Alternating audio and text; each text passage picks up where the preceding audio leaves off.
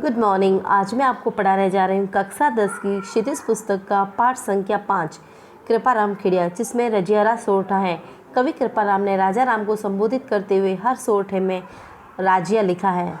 तो अब देखिए, ये दोहा और सोरठा ये छंद होते हैं। दोहा छंद और सोरठा छंद में फ़र्क क्या है वो मैं आपको थोड़ा सा बता देती हूँ। इसमें भी 4 चरण होते हैं, सोरठे में भी और दोहे में भी 4 चरण होते हैं। अब 4 चरण कैसे, जैसे गुण अवगुण जिण गाँव, ये हो गया पहला चरण। सुने न कोई सांभले, ये दूसरा चरण। उन नगरी विच नाव, ये तीसरा चरण। रोही अच्छी राजा, ये है चौथा चरण। तो जो दोहे में क्या होता है कि दूसरा और चौथे चरण में जो पीछे हैं वहाँ तुकबंदी होती है। जैसे सोरठे में आप देख लीजिए, पहले और तीसरे में तुकबंदी है कि गुण अवगुण जिण गाँव, गाँव आ गया है। उन नगरी विच नाव, तो गाँव और नाव ये दोनों यहाँ मिल रहे हैं। और दोहे में क्या होता है, दूसरे और चौथे चरण में मिलते हैं। तो अभी आप इतना ही फ़र्क समझ लीजिए। अब कवि कृपाराम जी कह रहे हैं कि गुण अवगुण जिण गाँव, सुने न कोई सांभले, उन नगरी विच नाव, रोही आछी रांझिया। गुण और अवगुण जिण गाँव, सुने न कोई सांभले। तो कहते हैं कि जिस गांव में गुणों और अवगुणों की कोई कदर नहीं होती है, अर्थात गुणी व्यक्ति की कोई कदर नहीं होती है और जो अवगुणी होता है उसका कोई अनादर नहीं करते हैं, दोनों को एक समान ही मानते हैं। सुने न कोई सांभले, सांभले नहीं, कोई उन्हें समझता नहीं है, न ही उनको कोई सुनता है।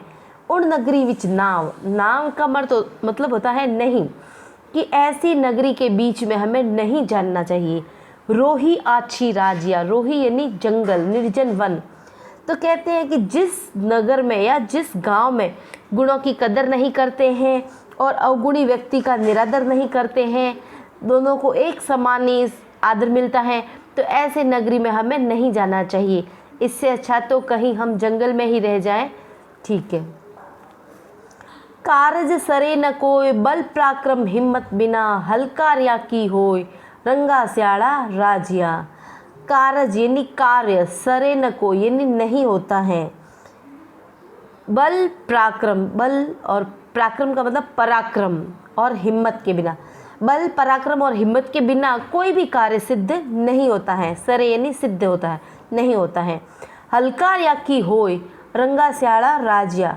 कहते हैं रंगा स्यार होना, यहाँ कपटी होना, ये मुहावरे का अर्थ दिया गया है। तो कहते हैं कि जो बलवान व्यक्ति होता है, जो वही उनके कार्य सिद्ध होते हैं।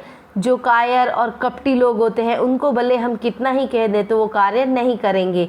तो कवि कृपाराम कहते हैं कि हे राजिया, बल पराक्रम और हिम्मत के बिना कोई भी कार्य सिद्ध नहीं होता है, कोई भी कार्य पूरा नहीं होता है, किसी कार्य में सफलता नहीं मिलती। क्योंकि सियारों को ललकारने से क्या लाभ, अर्थात बलहीन या कायरों में कार्य करने की शक्ति नहीं होती है। रंगा स्यारों ने यहाँ पे मुहावरे का अर्थ प्रयोग किया गया है।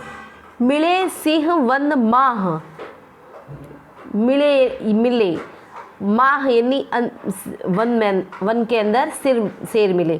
किण मिर्गा मिर्गपत कियो, मिर्गा यानी पशु, मृगपत यानी पशुओं का पति। किण यानी किसने किया, जोरावर अति जाह यानी जोरावर, अर्थात अपने बल के कारण वो वहाँ का राजा बनाए हैं।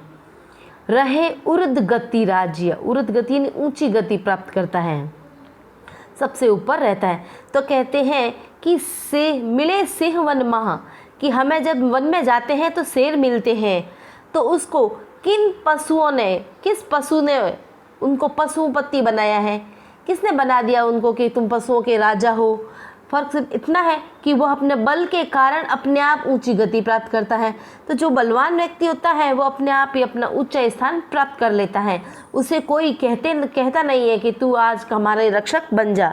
तो कहते हैं कि कवि कृपाराम कहते हैं कि हे राजिया, वन में सिंह रहता है, उसे किन पशुओं ने पशुपति बनाया है, अर्थात मृगपति बनाया है। अर्थात सिंह अपने बल से ही स्वयं ऊंची गति प्राप्त की है, मृगपति की गति प्राप्त की है। इसलिए जिनमें बल पराक्रम और अधिक होता है वे सदा ऊंचे स्थान प्राप्त करते हैं, अर्थात सम्मान पाते हैं।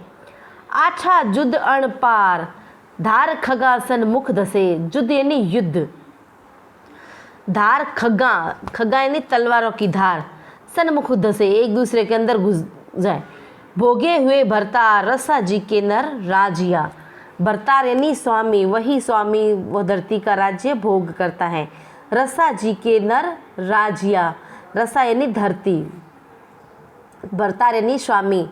तो यहाँ पे कवि कह रहे हैं कि कृपाराम को संबोधित करते हुए कहते हैं कि हे राजिया को संबोधित करते हुए कहते हैं कि हे राजिया, जो युद्ध में पूरी तरह अजय रहते हैं तथा तलवारों को चारों ओर के सम्मुख डट जाते हैं, अर्थात वीरता से मुकाबला करते हैं, वे ही इस धरती के स्वामी या अधिपति हो पाते हैं और लोगों पर शासन कर सकते हैं।